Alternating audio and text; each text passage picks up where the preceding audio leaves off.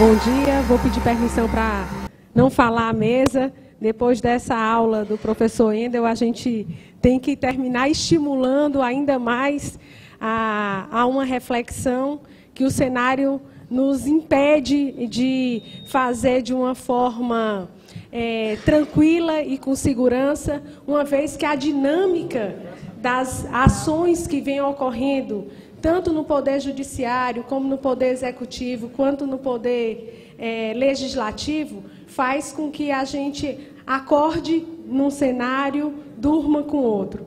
Ontem a gente teve a votação na Comissão de Assuntos Sociais do PL 38, do PLC 38, e logo em seguida, quando ainda estávamos comemorando uma parcial vitória, um parcial ganho, nos deparamos já com o envio do PLC para a Comissão de Constituição e Justiça e a apresentação de um relatório pelo senador Romero Jucá, que traz exatamente um retrocesso e um aporte à aprovação de uma reforma que é tão nefasta para a classe trabalhadora.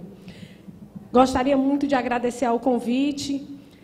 Estamos aqui junto com vocês para que a gente possa fazer uma avaliação sistematizada da verdadeira face dessa reforma trabalhista. A que vem essa reforma trabalhista? Quais são, de fato, os prejuízos que nós vamos sentir com a aprovação dessa legislação, que ela nos causa tanto prejuízo e que, acima de tudo, mexe com os direitos coletivos.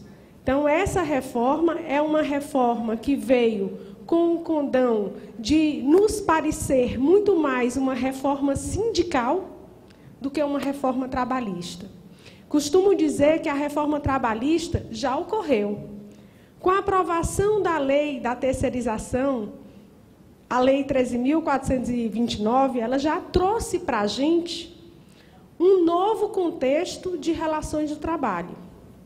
E agora, o PLC 38 está trazendo a regulamentação dessa nova proposta das relações de trabalho que estão sendo desenvolvidas. Como eu faço para ficar passando aqui? Tem passador?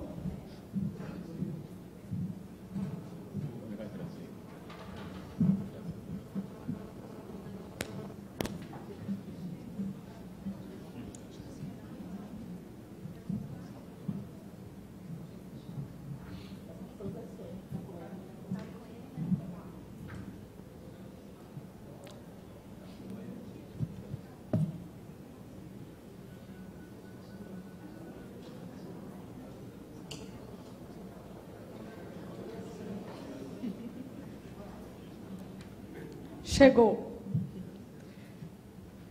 Aquele que não deu tempo da gente respirar entre o professor Endel e a minha apresentação, agora a gente respira. Vamos lá. Qual é o cenário da reforma trabalhista? Qual é o contexto que nós passamos e qual é o cenário atual do nosso país?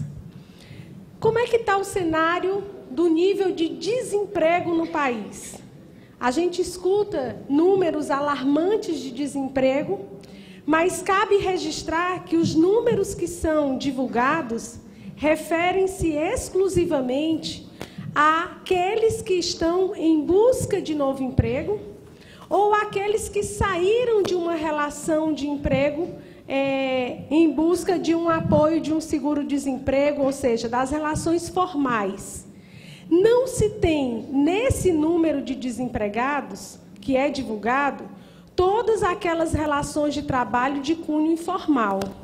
Então, quando a gente verifica que, nessa última pesquisa, 65,4% dos trabalhadores não completam um ano de serviço, então, esse aí é o universo que nós temos desses desempregados. São desempregados que não completam um ano de serviço. Nós temos 45,1% desses desempregados que sequer completaram 6 meses de serviço, de trabalho. E nós temos que, para um alto índice de desemprego, que é de 30,2%, que foi o seu auge, esses trabalhadores não alcançaram 3 meses de trabalho. Então, nós temos aí, nessa camada de desempregados, nós temos 30% que não alcançou 3 meses de trabalho. Nós temos aí uma camada de 45,1% que sequer chegou a 6 meses. E nós temos uma camada de 65% que não completa um ano de serviço. O que é que isso nos diz? Quais são as regras que hoje valem para essa questão do desemprego? Com a aprovação daquela medida provisória 664, que alterou as regras de acesso ao seguro-desemprego, nós temos essa camada de trabalhadores submetidos a um novo regramento de acesso ao seguro-desemprego. Anteriormente, nós tínhamos aquele trabalhador que, para poder ter acesso ao seguro-desemprego, bastava a comprovação de 6 meses de vínculo. Agora, com a aprovação da lei, para que aquele trabalhador tenha acesso ao seguro-desemprego, ele tem que comprovar 12 meses de trabalho nos últimos 18 meses. Estabeleceram mais esse requisito. Além de ampliar de 6 para 12 meses, o período de comprovação dos 12 meses de trabalho só se dá nos últimos 18 meses. O que é que isso atinge a questão do cenário no Brasil? Quando eu era dispensado do meu trabalho e ia em busca de emprego, eu tinha a segurança social, a segurança financeira de um acesso a uma parcela que, embora reduzida, mas que me trazia uma certa sustentabilidade por um período para que eu tentasse me reinserir no mercado de trabalho. Agora não.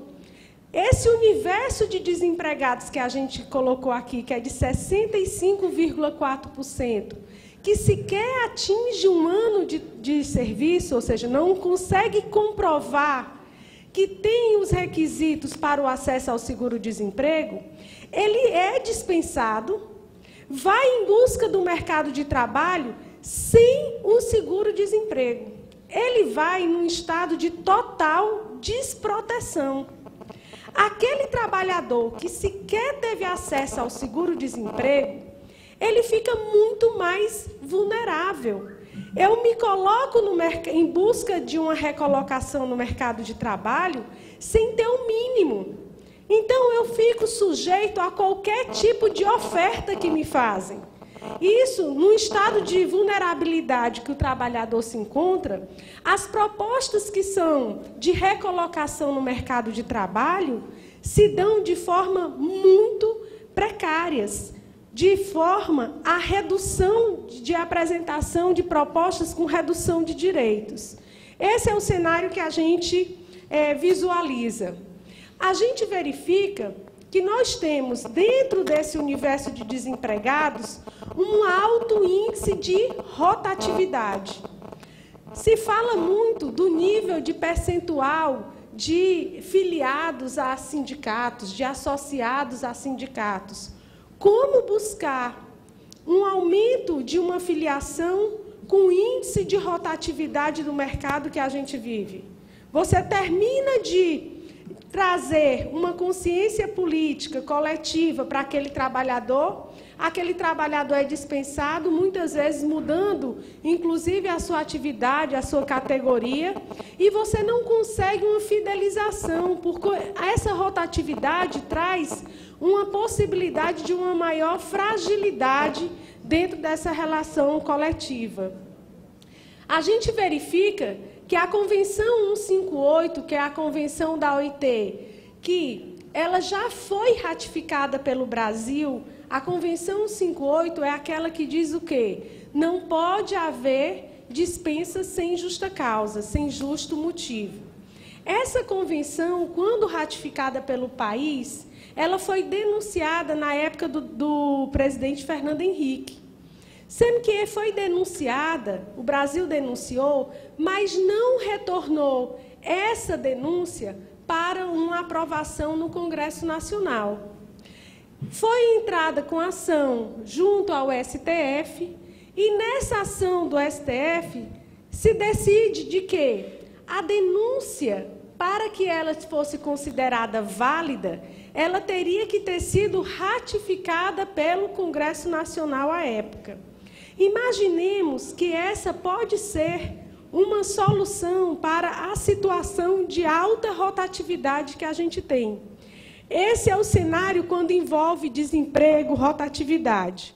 Hoje, esse processo, essa ADIM 1625, ela encontra-se com o ministro Dias Toffoli, tendo uma votação de já 4 ministros, sendo 2 contras e 2 a favor. Então, há uma necessidade de uma atuação, de uma pressão. Escutando aqui um pouco das perguntas e dos questionamentos que nós tivemos agora no fim da primeira palestra, se falava, nós não podemos nos acomodar diante de um cenário, nós temos que, ao contrário, pressionar para que essa pressão valide ações que venham a atender os interesses da classe trabalhadora. Essa daí é uma excelente proposta de pressão, uma vez que, comprovado que a denúncia não cumpriu os procedimentos estabelecidos, essa convenção seria recepcionada pela legislação brasileira, e, a partir dessa recepção, nós teríamos aí um início de um instrumento de luta contra essa grande quantidade de dispensa imotivada que a gente vem visualizando aí no nosso dia a dia. Como é que está o cenário de confiança das entidades sindicais? Será que as entidades sindicais hoje gozam de confiança da sociedade? Como a sociedade enxerga a entidade sindical representativa? A gente verifica que nessa pesquisa a gente encontra com a margem de confiança girando em torno dos 40%, da pontuação de 40%. E essa pontuação de 40%, embora numericamente possa nos parecer um bom número, por induzir que quase 40% da sociedade tem credibilidade na gente, a gente verifica que essa pontuação é classificada entre alguma confiança e quase nenhuma. Então, o cenário dessa pesquisa, quando avalia como a sociedade enxerga as entidades sindicais, está variando entre quase nenhuma e pouca confiança. Dentro desse cenário, a gente verifica que em uma outra pesquisa, os sindicatos como um todo aparecem com um índice de confiança de 2,7. Dentro de uma pesquisa onde, dentro da reflexão também trazida na palestra anterior, que sociedade nós vivemos, onde você tem as Forças Armadas com maior confiança, com maior credibilidade do que as entidades sindicais que são formadas pelos próprios pares dentro de uma classe trabalhadora. Essa pesquisa nos induz a uma reflexão aonde e em que país nós estamos, em que momento nós estamos passando. Nós temos aqui notícias onde uma manifestação que foi feita pela classe trabalhadora em Brasília, as matérias, as notícias não dão conta da nossa pauta de reivindicação, não reproduzem na mídia nenhuma das nossas pautas de reivindicação. As matérias só dizem quanto à quebra de uma vidraça, quanto à depredação de prédios públicos. Em que país nós vivemos onde sindicalistas receberam um tiro e a matéria jornalística se dá no sentido de dar conta de que uma vidraça de um ministério foi quebrada? A gente verifica que, não bastando o próprio governo, entra com ação de ressarcimento contra entidades sindicais que lá tiveram de forma pacífica, em busca de apresentação de uma pauta. Cadê o tripartismo? Cadê a própria construção de competências e atribuições de cada um daqueles entes que formam esse tripartismo? A gente verifica um tripartismo também capenga, não só do próprio Poder Executivo. Nós temos juízes do trabalho gravando áudios, falando, você, trabalhador, não escute o que o seu dirigente sindical está propagando. Eu sou juiz do trabalho, eu estou aqui para fazer o que é justo.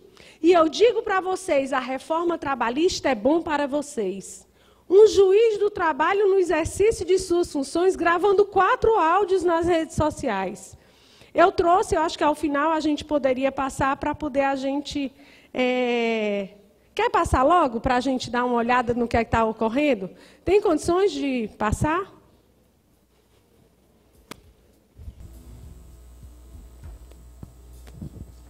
Os seus direitos trabalhistas estão com os dias contados.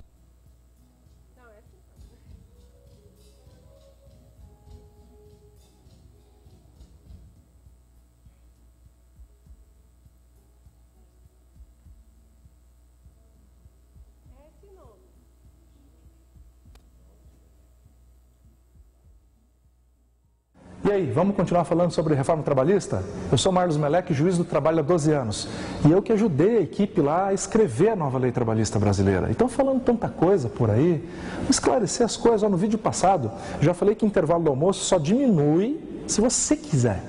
E sai mais cedo daí. Entendeu? O tanto que trabalha durante o dia? 8 horas, continua sendo 8 horas. Tem esse negócio, agora vai trabalhar 12, não sei o quê. Continua trabalhando 8 horas com 2 horas extras por dia, que é o que a lei determina hoje. Isso não muda. Qualquer coisa diferente que falarem não é verdade, tá? Outra coisa, você não vai negociar sozinho com o patrão. Cara, eu já fui trabalhador, de bater cartão, de pegar ônibus lotado. Não é interessante negociar direto assim. Então o sindicato continua negociando o reajuste anual para você, entendeu? Agora, o que muda então? É que você paga o sindicato se você quiser. Hoje você é obrigado a pagar. Hoje o mês de março está ali, descontado no contra-cheque. Não vai mais ser assim. O sindicato trabalha direitinho, tal, luta por você, pô, vale a pena, paga os caras lá, entendeu? Agora, sindicato não trabalha direito, os caras são mole e tal, você vai poder escolher, vai ter liberdade para decidir você se quer ou não pagar o sindicato. É isso que muda, é um direito que você ganha.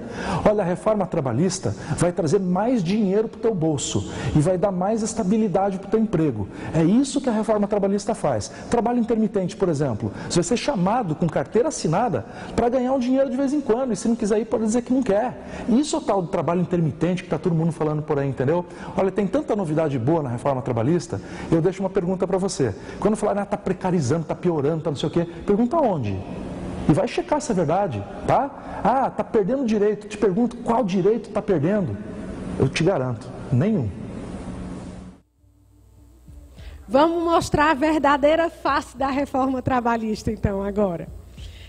O que é que a gente verifica? Essa reforma, que ele diz que não precariza, não retira nenhum direito, ela ainda está sendo posta num cenário já precário. Num cenário onde nós temos um alto índice de informalidade, onde nós temos desemprego, trabalho escravo, adoecimento, acidentes de trabalho, práticas antissindicais sem qualquer tipo de regulamentação, nós temos assédio moral no ambiente de trabalho, tudo isso agravado por fraudes, ilícitos, crimes contra o trabalhador. Ilícitos e crimes, muitas vezes disfarçados. O mero não recolhimento de previdência, de FGTS, são crimes que impactam na vida do trabalhador. E aí a gente tem uma reforma da Previdência sob a justificativa de déficit. A gente verifica aqui uma situação onde, no cenário atual, com toda essa conjuntura, tramitam paralelamente no Congresso Nacional 3 tipos de reforma. A reforma trabalhista, que conforme a gente tinha conversado, ela por si só, ela já tem a própria lei de terceirização posta, fora o PLC que está tramitando. Ano passado, as 5 PECs que estavam paradas na Comissão de Constituição e Justiça da Câmara dos Deputados, foi distribuída a relatoria para a deputada Cristiane Brasil, e ela relata nesta comissão favoravelmente às PECs, onde, dentre outros pontos de alteração da PEC, que a PEC nos traz o fim da unicidade sindical, o fim da contribuição sindical compulsória, a instalação de representação derivada, fim do sistema confederativo e dentre outras. A gente tem uma reforma previdenciária também tramitando ao mesmo tempo. Qual é o pensamento empresarial disso tudo? Nós nos deparamos no site da Confederação Nacional da Indústria, a CNI, ela trouxe uma pesquisa que fala sobre o cenário brasileiro diante da competitividade. O que é que diz essa pesquisa? Essa pesquisa diz que o Brasil convive, em média, com 17% da classe trabalhadora filiada a uma entidade sindical. Ele diz que o Brasil ocupa, dentre os países que foram objeto de pesquisa, uma posição onde o custo da mão de obra ele é muito elevado. Mas quando você entra no detalhamento desse custo da mão de obra, se verifica que esse custo da mão de obra é elevado no sentido de que a produção não se dá de maneira adequada. Agora, a remuneração dos trabalhadores, ela é baixíssima. Como é que ela vem? Ela vem no sentido de que o Brasil... Deixa eu voltar aqui Como voltar?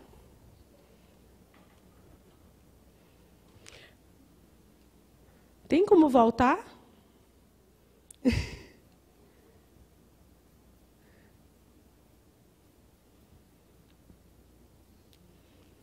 Pronto.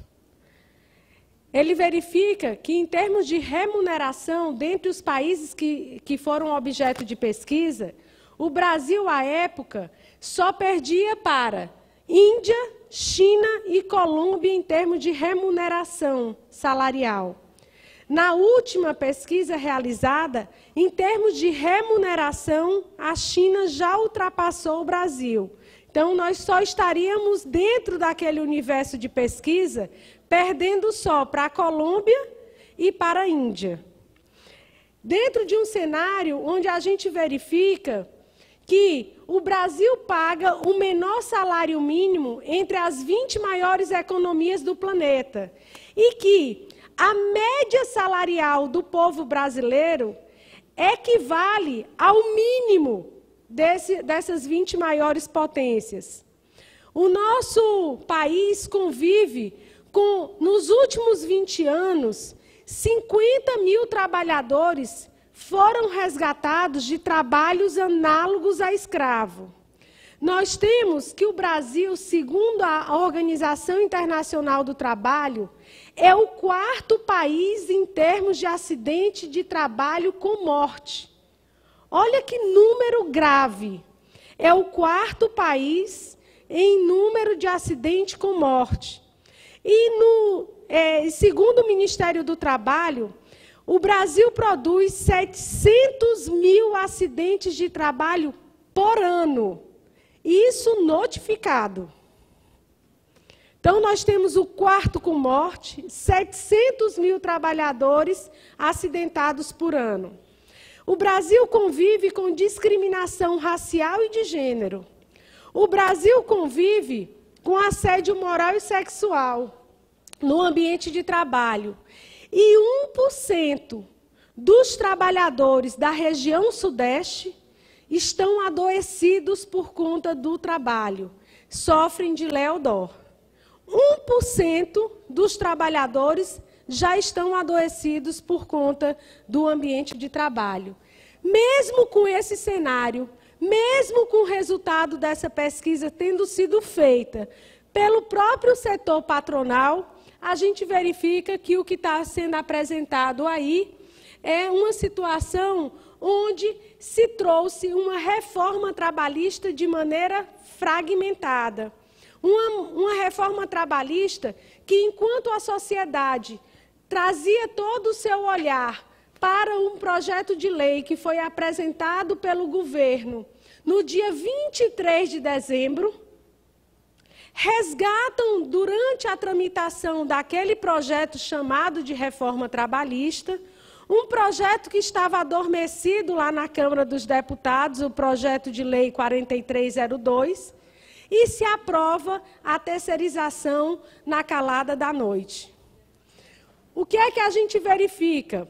Essa reforma trabalhista fragmentada, que está aí em discussão nas comissões do Senado, ela traz, de fato, uma alteração da estrutura sindical e ela tira as prerrogativas que antes eram de exclusividade do movimento sindical. Como é que a gente vai falar sobre isso e a gente pode afirmar isso?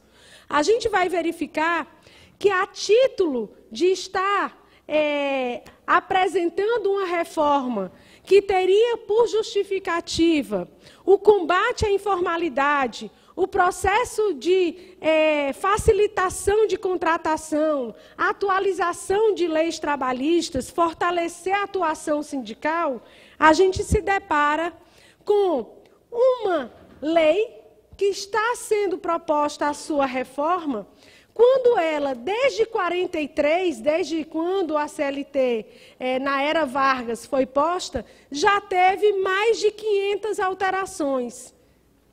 E a própria Constituição Federal deu poderes a quem de promover a atualização da reforma trabalhista? A quem foi dado o poder de fazer a atualização das leis trabalhistas? Quando a Constituição Federal traz no seu artigo 7º que acordos e convenções coletivas terão força de lei, ali, naquele momento, você vai atrás de que o dinamismo das relações de trabalho, ele é tão rápido, ele evolui de uma maneira tão rápida, que caberia aos sindicatos, por meio da negociação coletiva, trazer a própria atualização da legislação trabalhista, diante do poder de negociação. Então, dentro desse ambiente, a gente vê um revés absoluto, numa falácia de dizer que essa reforma fortalece o sindicato, fortalece o poder da negociação. Em que patamar se fala de negociação coletiva dentro dessa reforma? A gente verifica que 62% dos entrevistados, e esse não é o último gráfico, quando instados a se manifestarem no site do Senado, afirmaram que eram contra a reforma trabalhista. Nós temos uma pesquisa da CNI, também muito numa marca parecida com a fala do juiz do trabalho que a gente acabou de ouvir, quando ele diz assim: olha o nível de pergunta que é feito para a classe trabalhadora. Você, trabalhador, quer ter flexibilidade do local de trabalho? 81% diz que sim. A outra pergunta: quer ter flexibilidade do horário de trabalho? 73% diz que sim. Quer trabalhar mais horas por dia para afogar mais vezes? 67% diz que sim. Quer reduzir o horário de almoço para sair mais cedo? 64% diz que sim. Essa não é a face verdadeira da reforma trabalhista. O trabalhador da base, aqueles que nós representamos, sabe o que é que está acontecendo? Como se altera a base de um direito fundamental, que é o direito ao trabalho, sem que aqueles que têm esse direito, que deveriam ter esse direito, sequer sabem o que está ocorrendo? Como é que está sendo essa tramitação dentro do Congresso Nacional? a gente verifica, olha como é que está sendo a estratégia para essa alteração das leis trabalhistas. Até então, a gente tem que ficar com aquela premissa que a gente acabou de falar.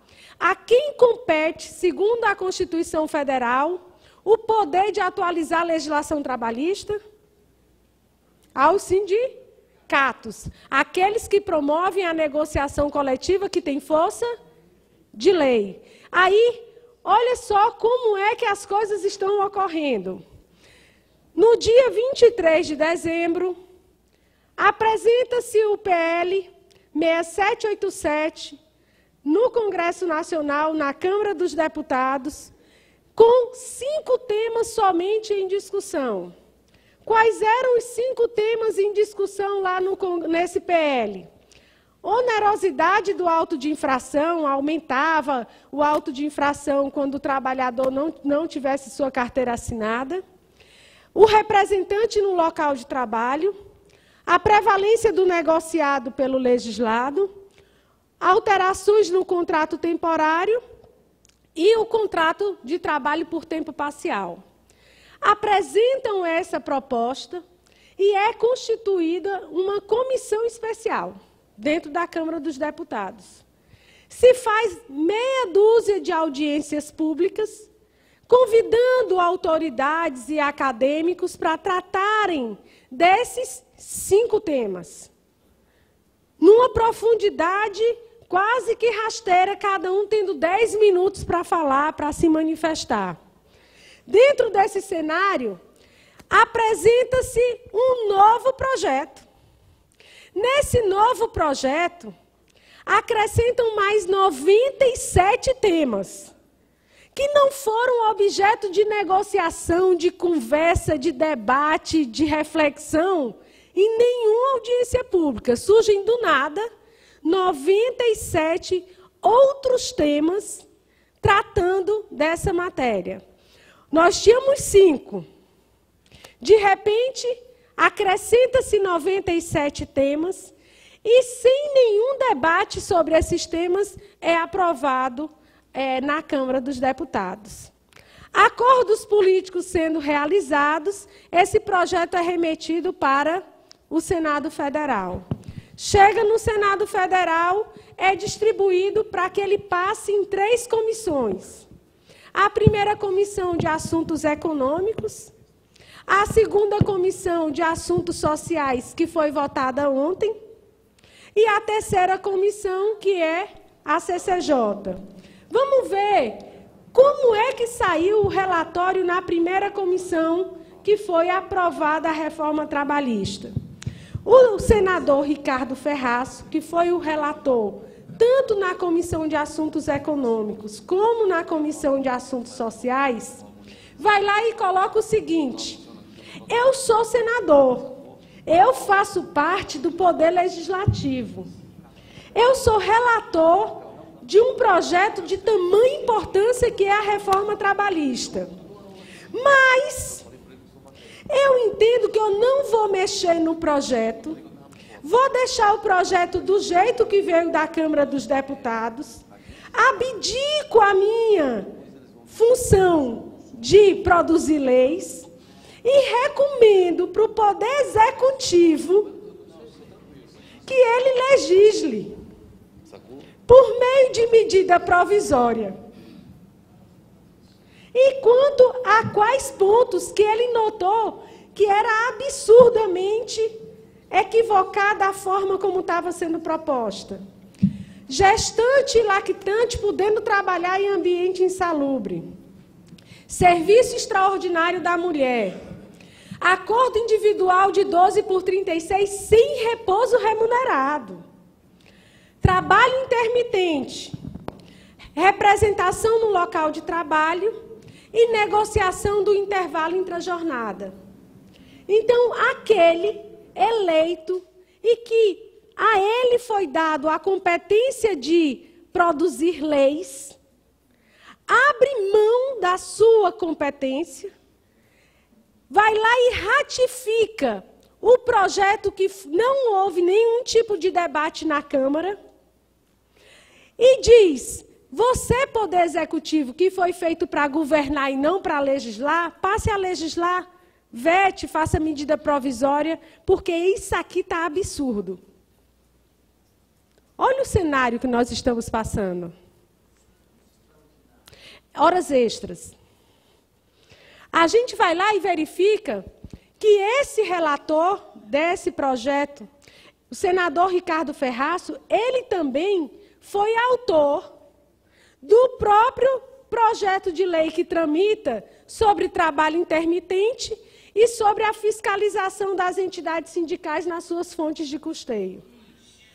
Se ele foi escolhido, o relator, à revelia ou por mera discricionalidade, está difícil de acreditar. O que é que a gente verifica? De acordo com o relator, ele coloca que essa reforma trabalhista respeita a hierarquia das leis, está consoante o princípio da busca do pleno emprego, garante o direito ao trabalho e é motivada pelo princípio da dignidade da pessoa humana. Esses 4 pontos estão presentes nas 5 primeiras páginas do relatório dele. Nós identificamos e trouxemos aqui para vocês trechos desse relatório, onde ele coloca: não identificamos ofensas materiais ao texto constitucional. Respeitamos, por óbvio, a hierarquia das leis. Há uma proposta voltada a garantir o rol de direitos previstos no artigo 6º, que é o direito ao trabalho. Contempla a desigualdade de poder negocial entre empregadores e trabalhadores. Tem por objetivo proteger as leis e a própria Constituição. Não poderia haver proposta ou qualquer dispositivo contrário ao sagrado direito constitucional de acesso à justiça. Proíbe a pejotização e concede condições de isonomia no ambiente de trabalho. Sendo que esse projeto já tem em votação, eu não sei, o André do DIAP está aqui, né, o próximo palestrante, é bom, antes dele falar da reforma previdenciária, da gente saber como é que está sendo a votação, que já estava para leitura hoje, lá na... Já fez? Então, hoje já foi feita a leitura na Comissão de Constituição e Justiça do Senado. E deve estar para votação semana que vem. Ontem, como foi o cenário lá na votação na Comissão de Assuntos Sociais? Houve a rejeição por 10-9 do relatório do Ricardo Ferraço e foi aprovado um relatório pela rejeição total apresentado pelo senador Paulo Paim.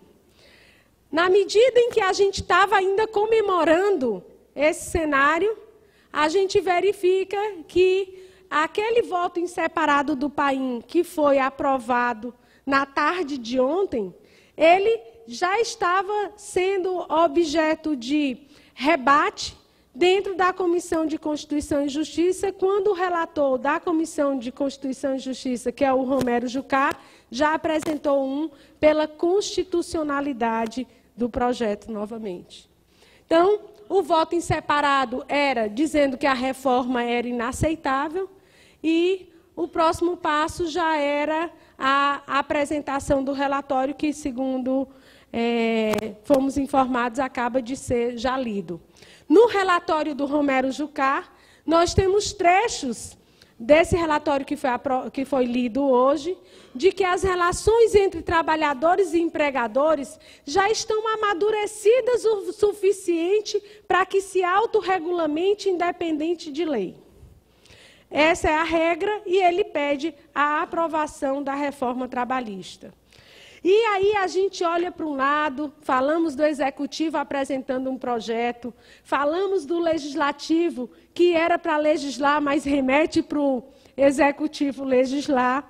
E aí, enquanto isso, no Judiciário, a última salvação sempre nos dá a entender que é a Justiça. Será? Enquanto isso, no Judiciário, em uma das palestras, em uma das audiências públicas concedidas para debate da reforma trabalhista, o presidente do Tribunal Superior do Trabalho, Ives Gandra Filho, prolata a seguinte frase: é necessário de que se module danos morais na Justiça do Trabalho, porque trabalhadores seriam capazes de se mutilar em busca de altas indenizações. Nós temos um Superior Tribunal Federal, um Supremo Tribunal Federal, Corte Máxima de Proteção da Constituição Federal, que, do ano passado para cá, tem adotado algumas decisões na esfera trabalhista que nos deixam pasma. Há um entendimento do ministro Teori Savasky em um julgamento que deu repercussão no sentido de que horas itinere, que, segundo a lei, deve ser paga a título de horas extras, quando negociadas por instrumento coletivo, são dispensados os pagamentos de horas extraordinárias.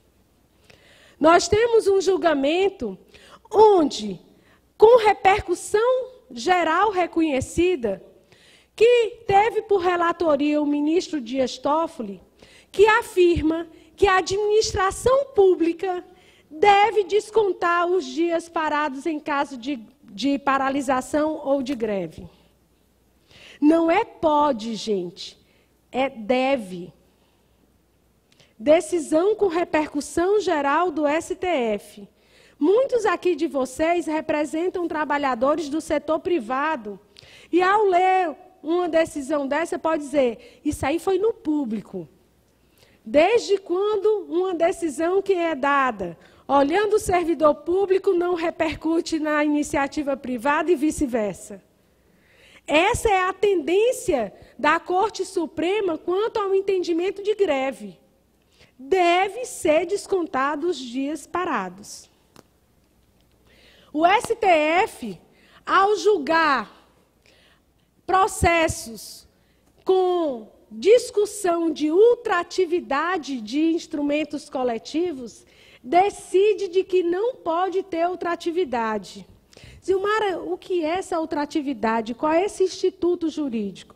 É aquele de que, quando a gente faz o acordo ou a convenção coletiva, a gente coloca uma data de termo da convenção. A minha convenção vale até dezembro de 2017.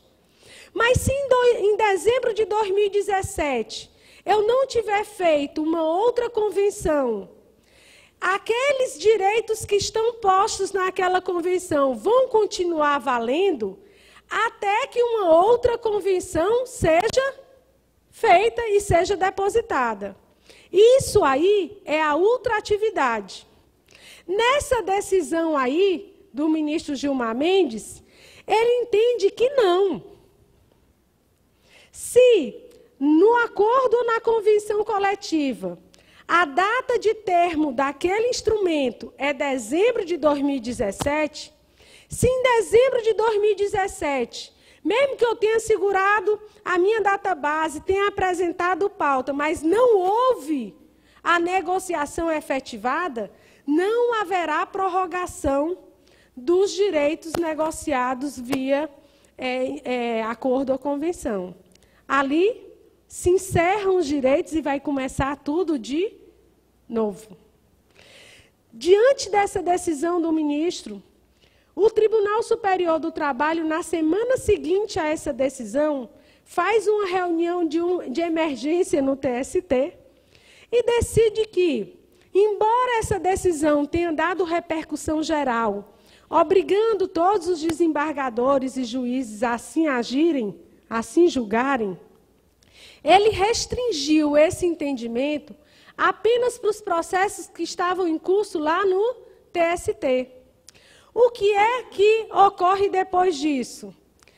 Em 17/4, julgando uma liminar de reclamação para suspender os efeitos dessa decisão do TST, que deu restrição à repercussão geral, determina que aquela decisão de fim da ultratividade não seja observada não só por ministros do TST, mas desde o juiz de primeiro e segundo grau tem que observar o fim, o termo dos instrumentos coletivos ali postos. A responsabilidade subsidiária da União. Na véspera da sanção da lei de terceirização, foi observado que o projeto 4302 disciplinava a terceirização tanto no setor público quanto no setor privado. E aí o setor público podendo terceirizar de forma legal, porque agora vai estar na lei dizendo que pode terceirizar. E se viesse aí um passivo financeiro muito alto para o Estado? Rapidinho se resolveu isso. O STF, na véspera da sanção da lei de terceirização, decide o seguinte: não haverá responsabilidade da administração pública referente a débitos trabalhistas de empresas prestadoras de serviço, no que tange a verbas rescisórias.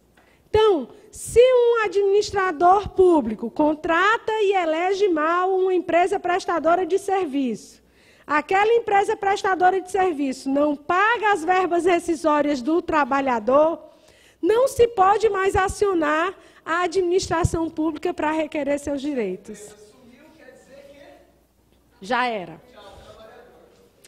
Outro entendimento do STF. Nós temos aí um entendimento. Eu gostaria de fazer uma pergunta básica. Quem se lembra do que estava fazendo no dia 24 de fevereiro? Sexta-feira de carnaval. Enquanto vocês estavam aí tentando se lembrar o que estavam fazendo na sexta-feira de carnaval, o ministro Gilmar Mendes pega um processo e vai fazer um julgamento virtual sobre a contribuição assistencial. O que é mais engraçado desse processo é de que um processo, quando chega lá no STF, ele pode seguir dois caminhos. Ele pode ir para o plenário virtual e pode ir para o plenário de fato. Quando ele vai para o plenário, ele é posto em pauta, os advogados que acompanham a pauta sabem que vai a julgamento e tudo mais. No plenário virtual, a gente não tem nem conhecimento. Aí, na sexta-feira de carnaval, ele bota esse processo no plenário virtual para julgar. Ele traz 3 temas para julgamento. O primeiro tema era a admissibilidade daquele recurso. O Supremo Tribunal Federal, por reiteradas decisões, tinha entendido que contribuição assistencial não era de natureza constitucional. Portanto, não cabia ao STF se meter nisso. Tanto é que o que valia era o precedente 119 do TST, que falava da assistencial. Concorda? Porque o STF dizia assim, não é matéria constitucional. E ele entendia como constitucional a contribuição sindical e entendia a contribuição confederativa.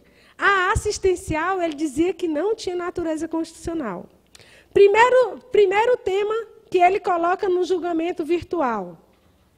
Essa matéria é constitucional para poder receber o processo. Aí, 24 de fevereiro, a unanimidade entende que pode. Aí ele coloca de novo. Então, o julgamento vai ter repercussão geral. Todo mundo vai ter que seguir esse meu julgamento, ok? Essa minha decisão, ok? Aprova-se. Aí ele vai além. Ele diz assim, então eu vou julgar o mérito.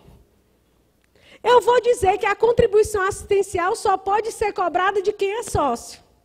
Só teve um voto divergente, que foi do ministro Marco Aurélio. Então, em um plenário virtual, se modifica um pensamento de um Supremo Tribunal Federal há anos, se coloca em votação nesse momento de véspera de carnaval, que também a gente não pode falar muito de data, né? Porque a reforma trabalhista foi para o Congresso no dia 23 de dezembro.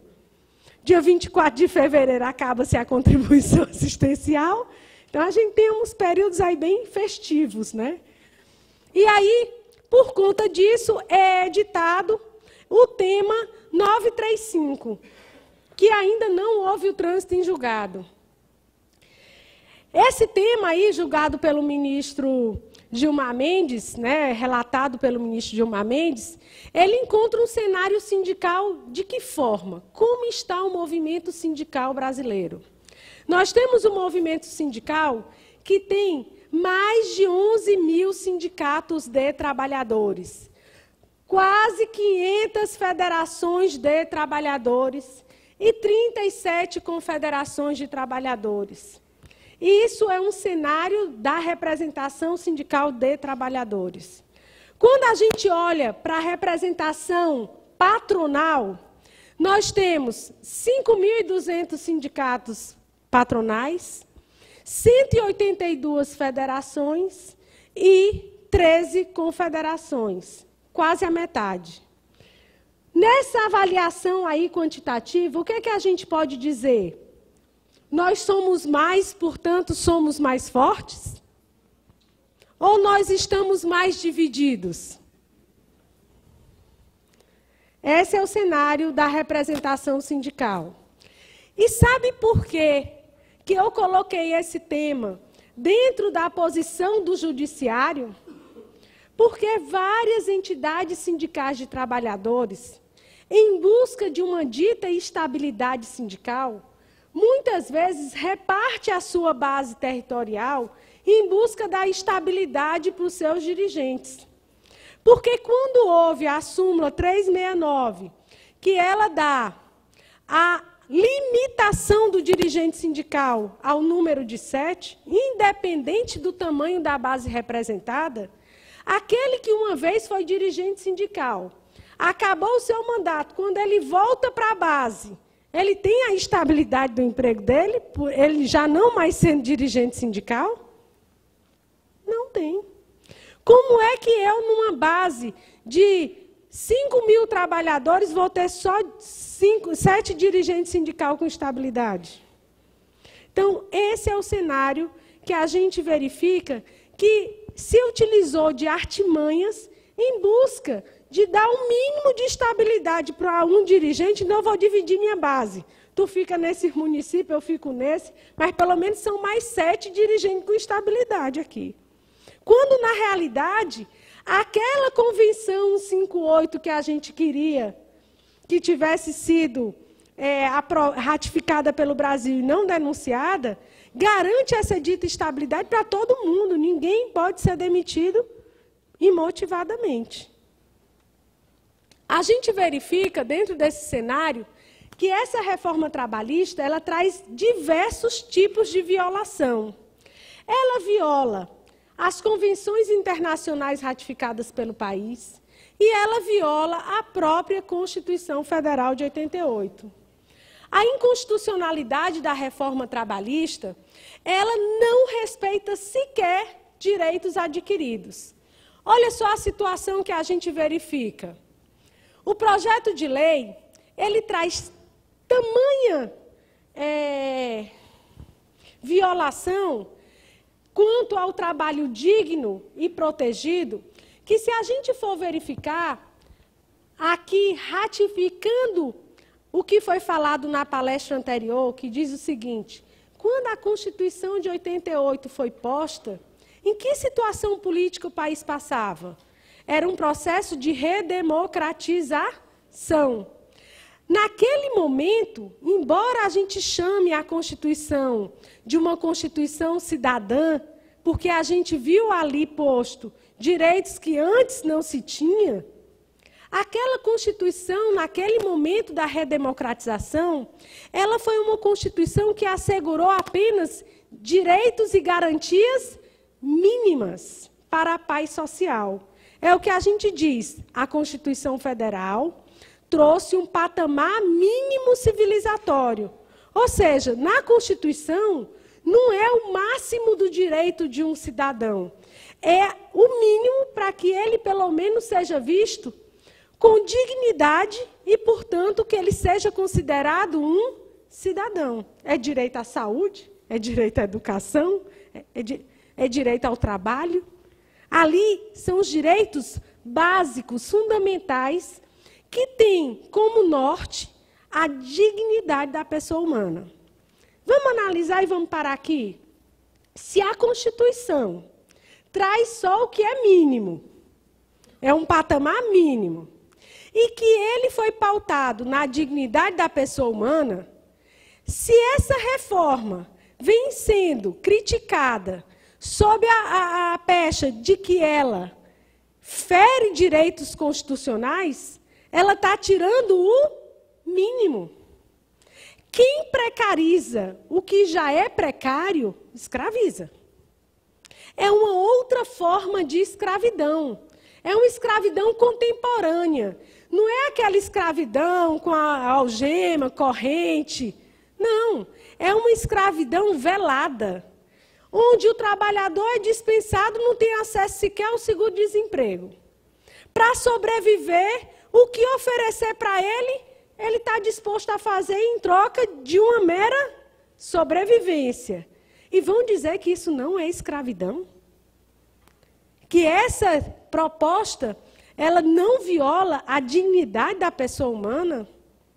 A gente verifica que ela traz prejuízo ao equilíbrio capital-trabalho, ela aprofunda a insegurança jurídica e ela facilita fraudes nas relações de trabalho. Ela inverte as normas, ao contrário do afirmado pelo relator da proposta, ela traz clara inversão das normas, da hierarquia das normas. Quando no próprio projeto de lei tem um artigo que diz assim: o acordo coletivo sempre prevalecerá à convenção coletiva. Como assim, Zilmara? Hoje, se eu tenho uma convenção coletiva, eu posso fazer um acordo coletivo contrário à convenção? Posso? Eu posso negociar um acordo menos do que a convenção prevê? Não.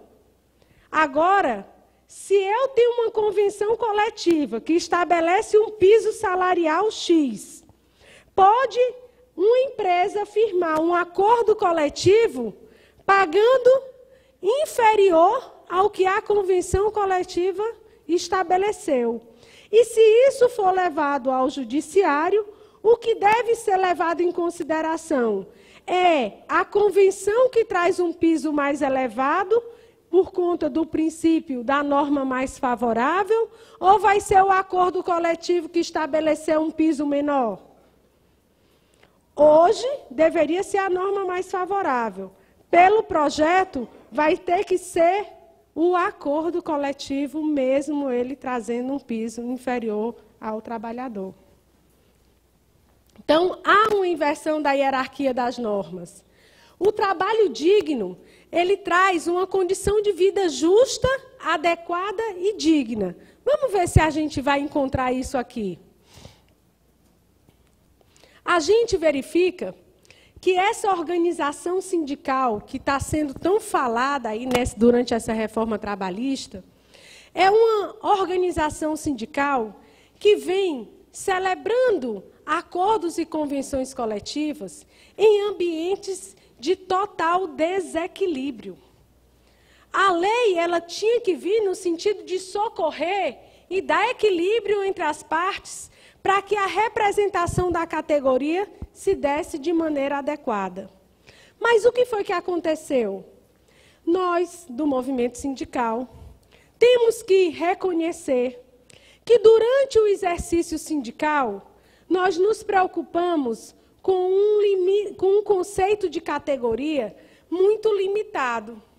Por que um conceito de categoria limitado? Porque esse conceito de categoria enxergava apenas a figura dos empregados.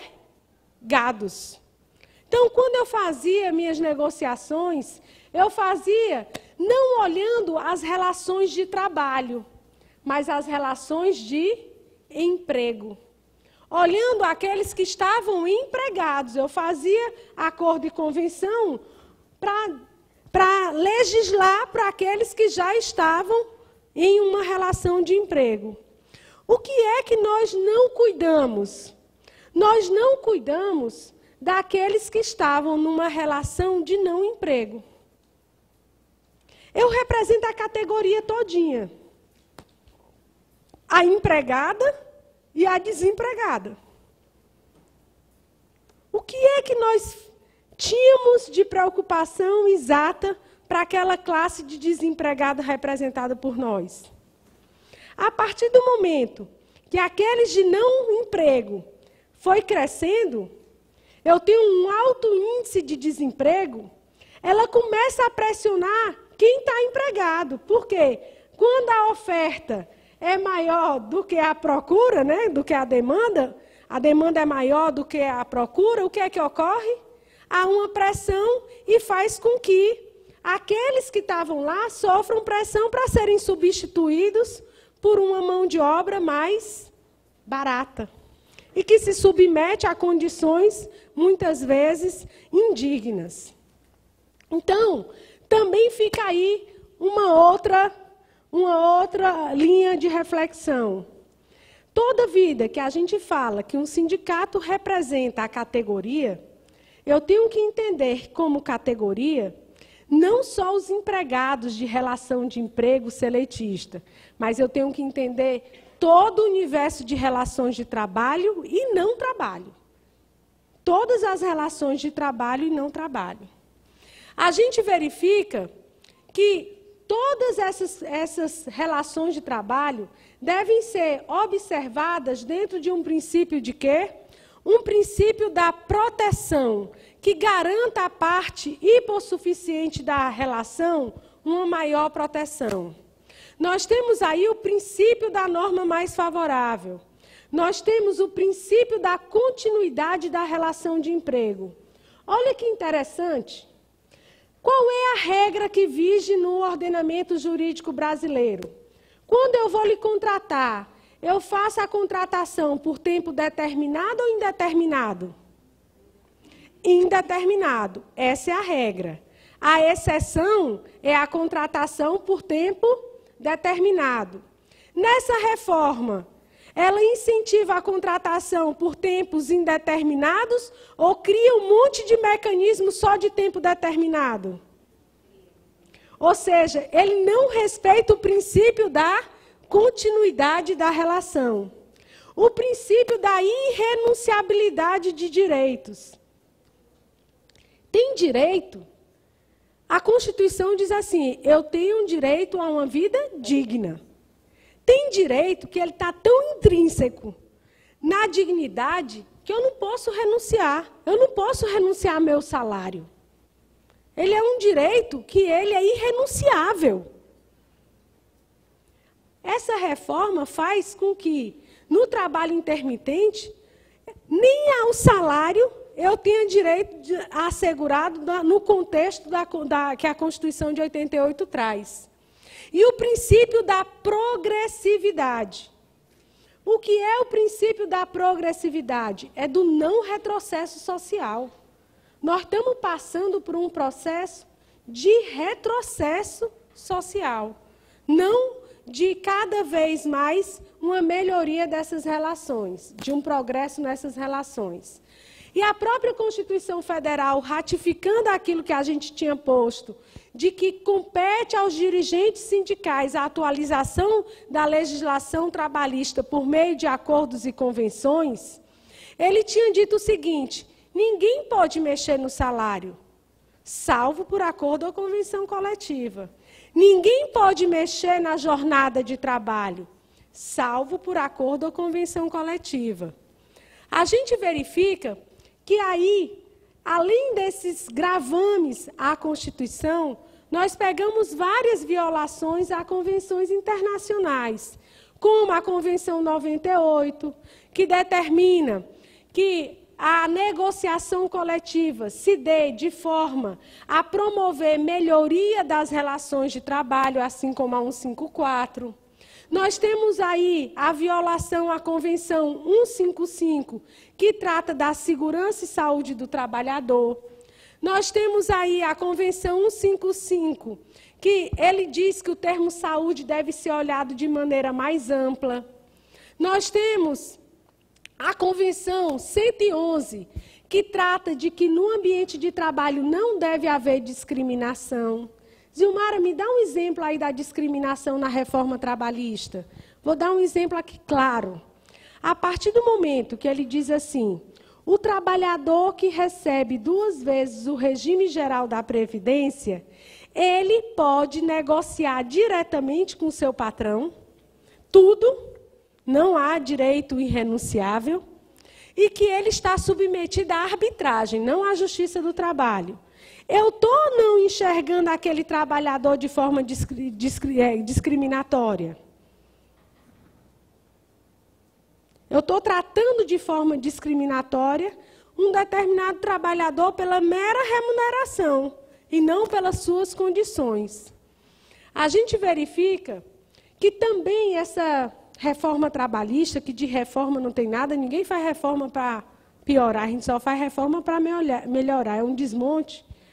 Ele verifica que ele fere as estratégias de agenda do trabalho decente, do qual o Brasil, além de ser o protagonista, ele é o indutor da agenda do trabalho decente no mundo, que promove a geração de mais e melhores empregos, a extensão da proteção social, o fortalecimento do diálogo social e a promoção dos direitos no ambiente de trabalho.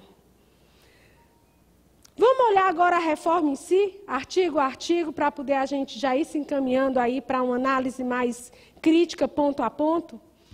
Eu peguei o projeto e dividi o projeto em 3 eixos. Tem um eixo do projeto que ele fala sobre a parte sindical. Tem um que ele fala da parte trabalhista. Aí eu peguei a parte trabalhista e dividi em 2. Eu coloquei na parte material, ou seja, do direito em si, e peguei a parte que trata do direito processual, do acesso à justiça, da tramitação de processos. E, por último, tem o eixo econômico. Quais são os artigos que repercutem na capacidade econômica das relações de trabalho? Diante dessa divisão da reforma em 3 eixos, vamos começar pelo sindical. O que é que diz a reforma na questão sindical? Peguei aí um gancho no vídeo da CSB que trata sobre a reforma trabalhista para dizer, é com cadeado e rebolar a chave foi longe, porque fecha os sindicatos essa reforma trabalhista sem sombra de dúvida. Primeiro tópico de ferimento da organização sindical na reforma trabalhista se repercute na comissão de representação no local de trabalho, onde no artigo ele diz claramente, vedada a interferência sindical. Segundo ponto, quando ele estabelece o negociado pelo legislado e um determinado dispositivo da reforma, que eu vou trazer para vocês, ele diz assim, é ilícito, eu vou dar um exemplo, ele diz assim, é ilícito, por meio de negociação coletiva, conceder ultratividade à norma. Ora, olha, vamos analisar só esse caso para a gente ver como é surreal. A reforma está dizendo que é para prestigiar a negociação coletiva. Verdadeiro ou falso? Não é isso que o povo está dizendo? O povo está dizendo que é para prestigiar a negociação. Como é que eu posso, na próprio projeto que está aí em votação, dizer que não pode constar, mesmo que eu, empregador, e você, trabalhadora, acordemos de que, se a gente não chegar a um acordo na data base, a minha convenção vai se protelar até a próxima, essa cláusula que coloca ultratividade, ela é ilícita. Cadê o prestígio da negociação? Aí você chega lá e coloca, não apresenta, essa reforma não traz um artigo que fale de proteção à greve, de proteção contra interdito proibitório, de extensão de estabilidade. Não fala nada quanto à questão de práticas antissindicais. Vamos ver. Ela torna facultativa a contribuição sindical. A principal fonte de custeio, ela diz assim, eu não acabei não com a contribuição sindical, eu apenas tornei facultativa. Qual é o momento em que o trabalhador ainda era obrigado a aparecer lá no sindicato? No ato da homologação, concorda? Não se preocupa, porque ele acabou com a homologação também. Como é que eu vou dizer que o trabalhador vai reconhecer o que o seu sindicato faz se ele nem tem a oportunidade sequer de conhecer o sindicato? Vocês acham que o trabalhador, quando recebe aumento salarial, ele acha que foi fruto de uma árdua negociação ou foi o patrão que deu? E agora o trabalhador, nem na hora da homologação, precisa mais ir no sindicato, porque acabou a homologação.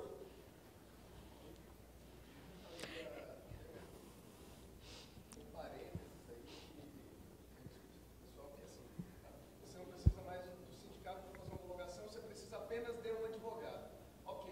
Aí tem 10, aí o sindicato tem um advogado que pode acompanhar lá na fábrica, lá na empresa, aquela rescisão. Ok. Aí tem 10, 15 homologações no mesmo dia em vários pontos do estado. Como é que o sindicato vai conseguir mandar um advogado para fazer essas 10, 15 homologações naquela mesma data?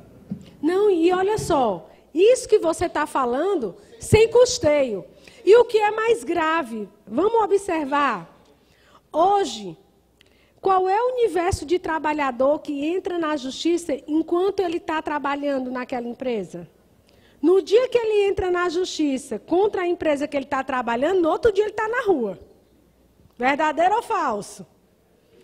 O que é que a reforma fez?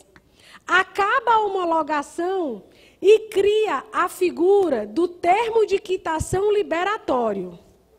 O que é esse termo de quitação liberatório? Após um ano de trabalho, eu contratei o senhor está lá trabalhando. O senhor está trabalhando normalmente, no curso do seu contrato. Eu sou do RH da empresa, eu mando chamar. Seu Pedro Lima, dê um pulinho aqui no RH. Seu Pedro Lima chega lá, pois não. Olha, o senhor tem alguma coisa a reclamar da empresa? Não. O senhor tem hora extra que não foi paga? De jeito nenhum. Inclusive, ele foi chamado na hora extra. Mas vamos lá. De jeito nenhum. Então, assina aqui um documento que o senhor não tem nada a reclamar. Aí o senhor pode continuar trabalhando. É durante o curso do contrato.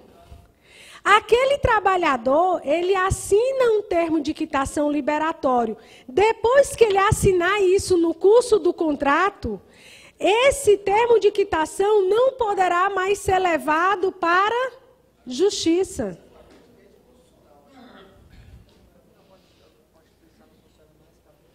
Entendeu? É no curso do contrato. Qual é o trabalhador que vai dizer que tem alguma coisa a reclamar, minha gente? E aí diz assim, não, mas esse termo de quitação o sindicato vai ter que assinar junto. Vai o sindicato dizer que ele não pode assinar aquele termo, o trabalhador vai ficar do lado do patrão querendo continuar na empresa ou vai se voltar contra o sindicato que disser para ele que ali está ocorrendo uma fraude, um crime e tudo? Não, mas em compensação, tu acha que o trabalhador vai continuar na empresa? Não vai obrigar, mas eu não tenho dúvida que nós do sindicato vamos receber uma pressão dos trabalhadores no sentido de pegar e sair assinando, porque senão eles vão perder o emprego.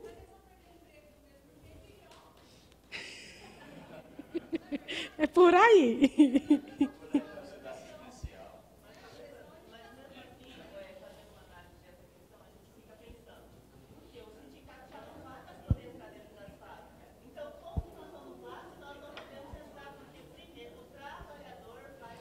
Não tenha dúvida, gente. Vocês não têm uma fila de trabalhador para fazer carta de oposição, não?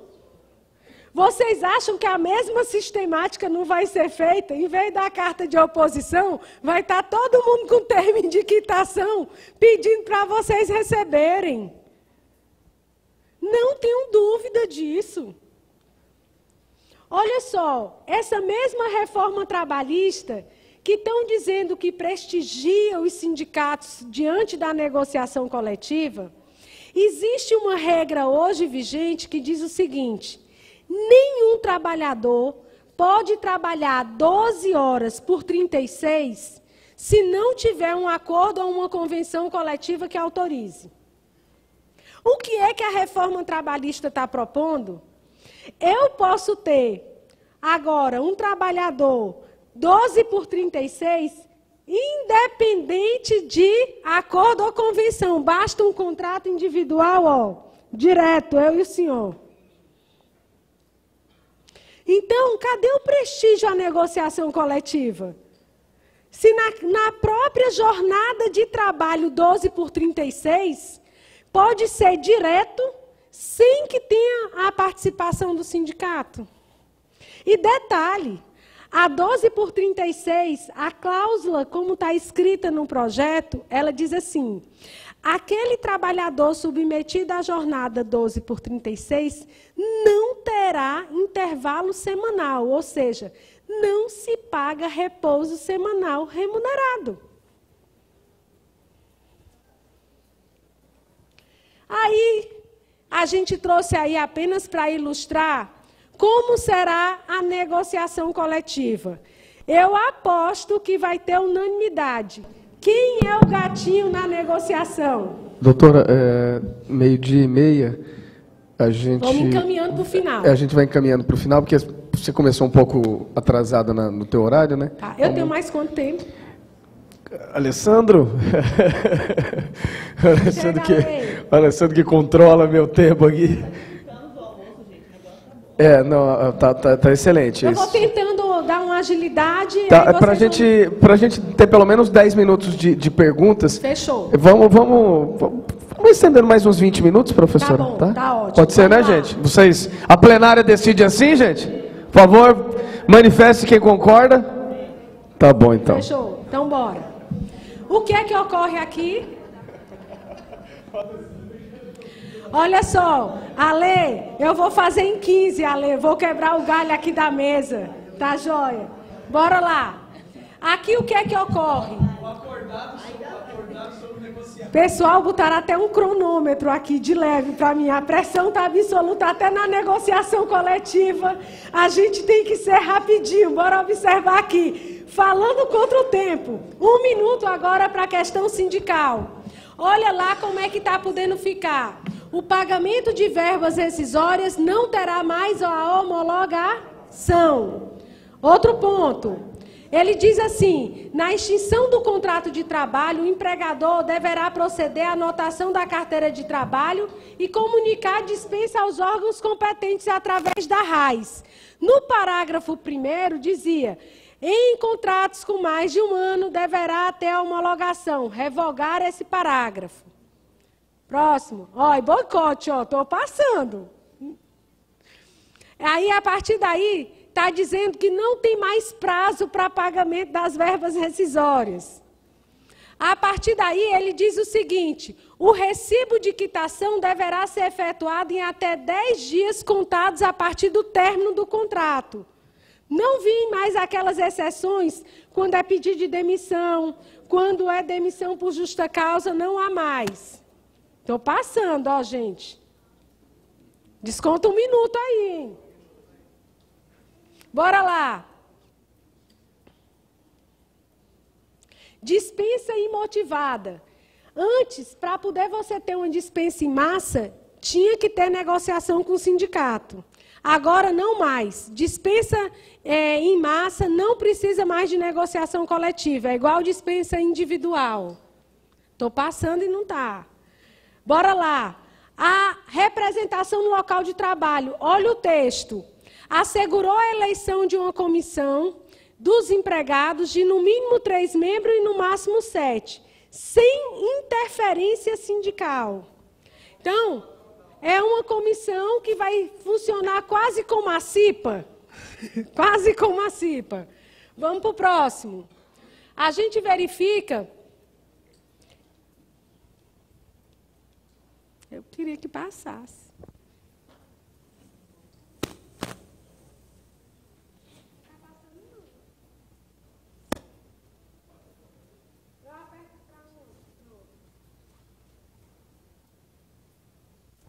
Vamos lá. Então, esses membros da comissão, eles serão eleitos sem interferência sindical. Nós temos aí a faculdade do pagamento da contribuição sindical. O empregado, ele terá que expressa e previamente autorizar o desconto do dia de salário. Ele diz assim, os empregadores ficam obrigados a descontar da folha de pagamento dos empregados, desde que por eles devidamente autorizados, as contribuições devidas ao sindicato, quando por este notificado. Observe que ele fala as contribuições devidas ao sindicato.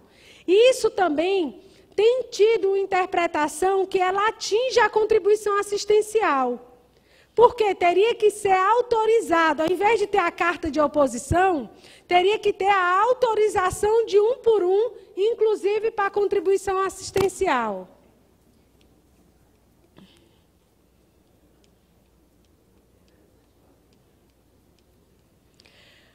A questão da prevalência do negociado pelo legislado.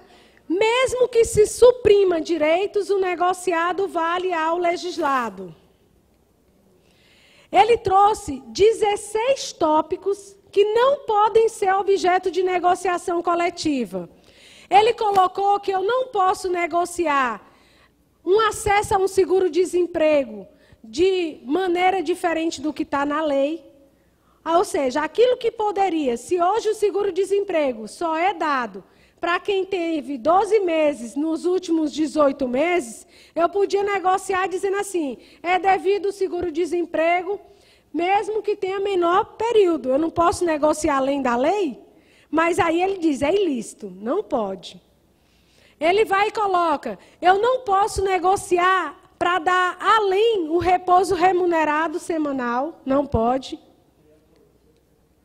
Então, são todos esses tópicos aí. Eu não posso ter negociação que dê licença paternidade superior ao que está na lei, porque é ilícito. Então, a licença paternidade só pode ser de acordo com o que está na lei. A licença maternidade, se eu quiser ultrapassar os 120 dias, também não pode negociar. Então, tudo aquilo que era objeto de acréscimo, de progressão social, é considerado ilícito para fins de negociação. E dentre esses, inclusive, a própria ultratividade. Ele diz que eu não posso negociar novas formas de aposentadoria, uma série de coisas. Ou seja,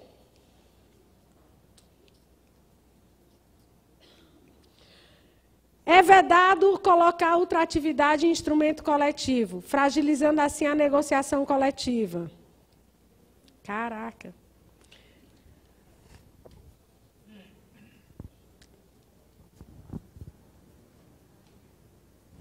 Vamos agora para o eixo material. No eixo material, que é do direito em si, o que é que a gente vislumbra? Que ele veda a questão da impossibilidade de tirar gratificação. Vou dar um exemplo aqui para vocês. Eu sou um trabalhador que há 10 anos eu recebo uma gratificação. Por entendimento jurisprudencial, após 10 anos recebendo a gratificação, em nome do princípio do não retrocesso social, aquela gratificação incorporável, não podia mais tirar, agora pode. Cria obstáculos à equiparação salarial. Eu vou dar um exemplo aqui, vou até mudar a dupla, vou vir para cá. Cria obstáculo a... Eu vou fazer um exemplo aqui para a gente ver na prática. Esse trabalhador aqui exerce uma função na empresa. Eu fui e contratei esse trabalhador aqui para exercer a mesma função. Sendo que eu pago 10 mil para esse e pago 1.000 para esse aqui. Ele aqui até está trabalhando, porque ele diz assim, depois eu entro na justiça, uso ele como paradigma, porque ele recebia 10 mil, e vou pedir minha equiparação salarial. Isso era o óbvio, né? Então, as empresas terminavam não causando essa situação. Agora, na reforma trabalhista, não. O que é que ocorre?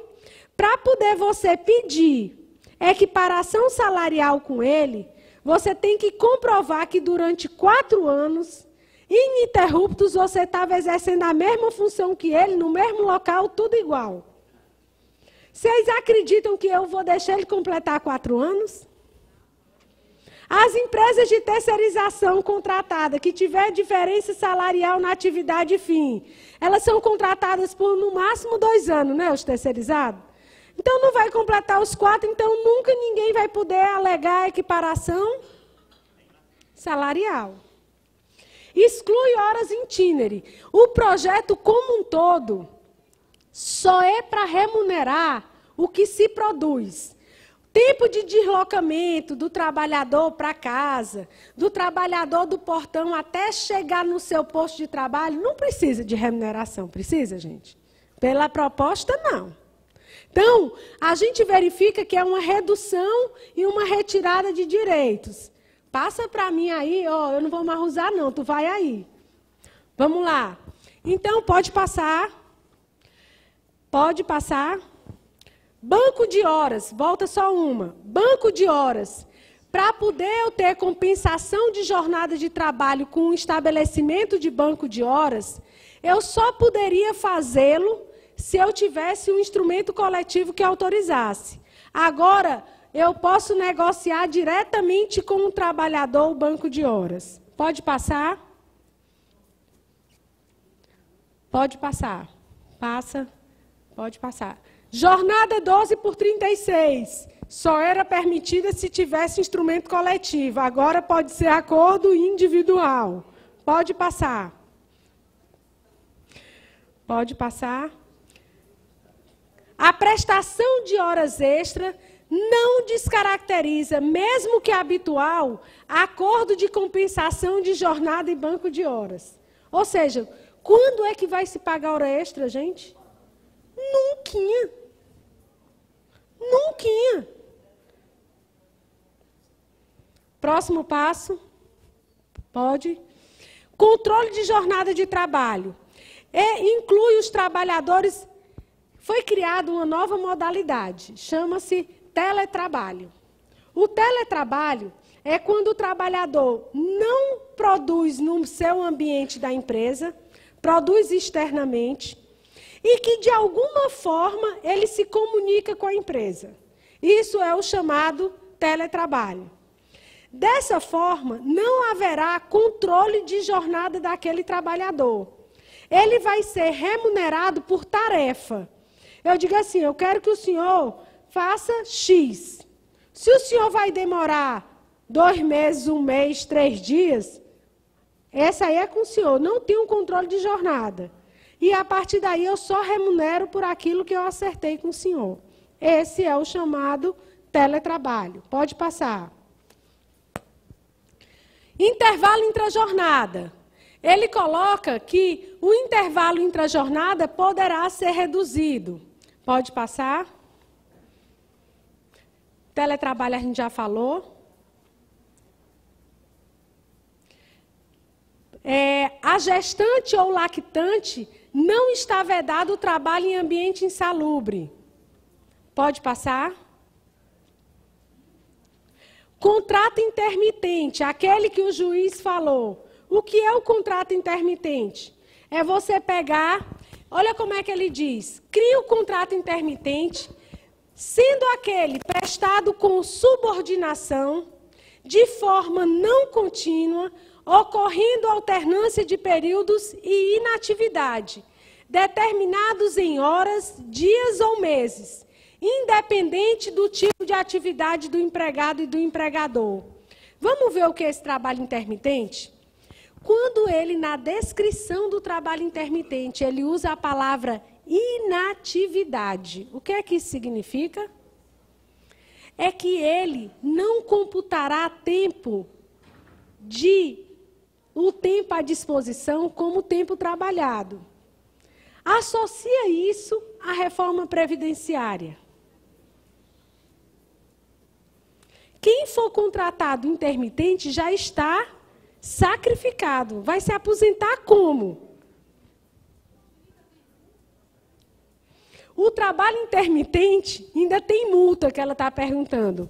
Vou dar outro exemplo aqui, vou voltar para o meu amigo Pedro. Pedro, eu quero fazer um contrato contigo, um contrato intermitente. Eu vou querer que todo sábado você venha trabalhar aqui no meu restaurante. No sábado que você não vier, você me paga metade do dia, 50% do que eu deveria lhe pagar. Se você faltar, você que tem que me pagar. Combinado? Esse é o trabalho intermitente. Quando o trabalhador não comparecer quando escalado, ele paga 50% para o empregador. Tem empresa que faz. Agora vai ser legal. As empresas fazem, mas se entrasse na justiça, havia um risco, uma insegurança jurídica para ele. Agora, a lei permitindo, esquece. Bora passar bem rapidinho, porque eu só tenho 6 minutos. Institui a categoria do trabalhador hipersuficiente. Aquele que ganha 2 vezes o regime da Previdência, ou seja, todo mundo que ganhar 11 mil, não é hipossuficiente, é hipersuficiente. A ele, o que ele decidir, está decidido. Nem a justiça pode cancelar. Vamos lá. Pode passar, pode. Pode passar. Passa. Contrato intermitente, a gente já falou. Parcelas salariais. Olha só, hoje na legislação diz assim, integram o salário qualquer importância fixa, inclusive as comissões e tudo mais. Tudo que é fixo integra a remuneração. Olha como é que está botando, como é que o projeto prevê. Integra o salário à importância fixa, as comissões e as gratificações legais. Porém, se exclui gratificações concedidas por mera liberalidade do empregador ou previstas em acordos e convenções coletivas.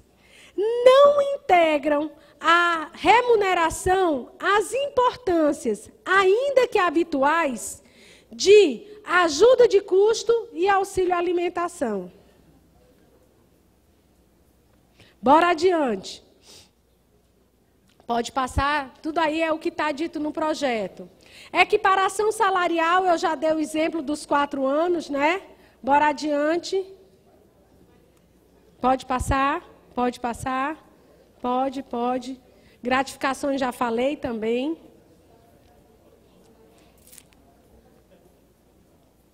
Pode passar. Ah, volta só um do comum acordo. Quais são as modalidades de rescisão que nós temos hoje? Sem justa causa, com justa causa, pedido de demissão e aposentadoria. Agora nós temos 5 causas de rescisão. Acrescentou aqui o comum acordo. Quando eu, trabalhador, em comum acordo com o meu empregador, quiser ir embora, eu faço um acordo com ele e ali eu posso ter parcelamento de verba rescisória, dispensa de parte da verba rescisória. Essa é a modalidade de comum acordo. Posso receber até metade do aviso prévio, porque foi comum acordo. Bora adiante. Pode passar. Passa, passa, passa. Vamos lá já para o finalzinho.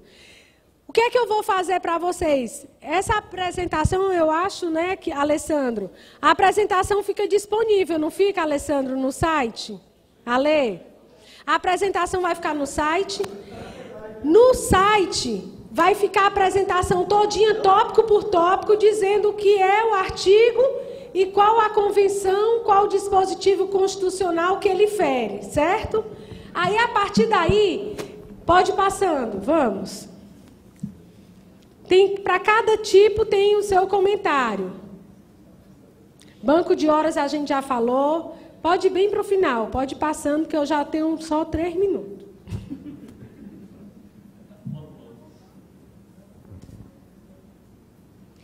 Eixo processual. A gente estava falando do eixo sindical, do eixo trabalhista e agora do eixo processual.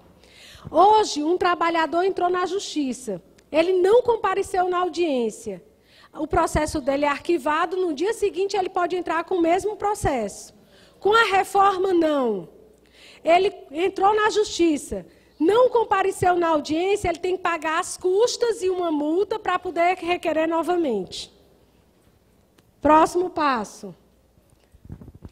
Aqui eu trouxe para vocês a lei da terceirização, onde a lei da terceirização ela foi introduzida a partir de alteração da lei 6.019, que é a lei do trabalho temporário. A lei da terceirização hoje já está vigente. O que é que aconteceu com a lei da terceirização? Você volta, vai só um pouquinho mais para frente. Por conta da lei da terceirização, várias entidades já entraram com ação direta de inconstitucionalidade. Eu queria refletir aqui com vocês. No cenário do STF, adianta a gente entrar com ação direta de inconstitucionalidade dizendo que essa lei é inconstitucional? Qual é a saída que nós temos? Existem 2 tipos de controle de constitucionalidade. Existe o controle concentrado, que é você entrar com ação direta lá no STF, e existe o controle de constitucionalidade difuso, que é, para cada caso de trabalhador que entrar na justiça, o juiz de primeiro grau, ele pode declarar a lei inconstitucional. Então, a gente entende que não devemos gastar todo o cartucho em uma única ação, entrando diretamente junto ao STF. A gente deve fazer um trabalho de base. Em casos em que se enquadre artigos de inconstitucionalidade dessa lei, a gente argue nas peças que aquele caso que aquele trabalhador passa é em decorrência, vamos supor, aquele do intermitente que eu celebrei com ele. Vai que eu estou obrigando ele a pagar a multa. E ele vai entrar na justiça. Ao entrar na justiça, ele já pede para que o juiz declare que ele não deve nada para mim, porque aquele dispositivo que manda ele pagar a multa é inconstitucional. E aí a justiça vai começar a dar essas inconstitucionalidades e a gente conseguiria ainda respirar para poder ver o que é que a gente vai fazer em termos de aplicação da lei. É uma expectativa, né? É uma tentativa. Bora adiante. Tu volta só um. O que é que a gente está verificando e agora já estou finalizando? A verdadeira face da reforma trabalhista é que nós temos a coisificação do trabalhador. Nós estamos sendo tratados agora como mera mercadoria. Eu trouxe aí um vídeo para a gente assistir, para a gente refletir qual é o caminho que se dá agora para as relações de trabalho no âmbito das relações de trabalho. Antes de passar o vídeo, vamos só adiante, que eu gostaria também de deixar uma mensagem. A verdadeira medida de um homem não se vê na forma como se comporta em momento de conforto e conveniência, mas em como se mantém em tempos de controvérsia e desafio. Em tempos de controvérsia e desafio é que se vê a verdadeira face de um homem. E eu tenho certeza que todos que aqui estão com fome, assistindo a gente uma hora dessa, não vai ficar sem qualquer tipo de atuação contra esse desmonte que vai ocorrer para a classe trabalhadora. Muito obrigada, tá? Agora o vídeo. Tu passa o vídeo? Coisificação do trabalhador, tá lá o título. Acabei na hora.